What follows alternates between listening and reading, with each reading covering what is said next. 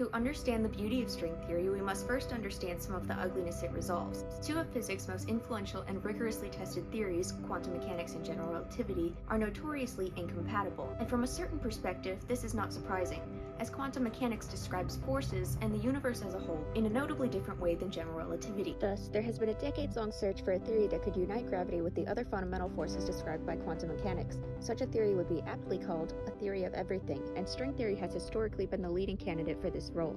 According to string theory, all entities in the universe arise from a single underlying structure, vibrating strings. At approximately 10 to the power of negative 35 meters in diameter, these strings vibrate to produce fundamental particles like electrons and photons. In fact, all particles and forces naturally emerge from string theory, conveniently unifying the laws of nature as products of one fundamental object in a way that is consistent with experimental data. For instance, one particular manifestation of a closed string with one left-moving oscillation and one right-moving oscillation is a massless particle with spin 2. This particle is known as the graviton, a force carrier particle of the gravitational force which arises as a natural consequence of string theory. This effortless unification of forces makes string theory exceedingly appealing, but it is important to note that it is not without its flaws, the most obvious of which being that it isn't technically a scientific theory due to its failure to produce testable predictions. This lack of testability, among other issues, makes string theory's future in physics unclear. It is undeniably elegant, but it remains in a sense a mathematical belief system, however beautiful it may be.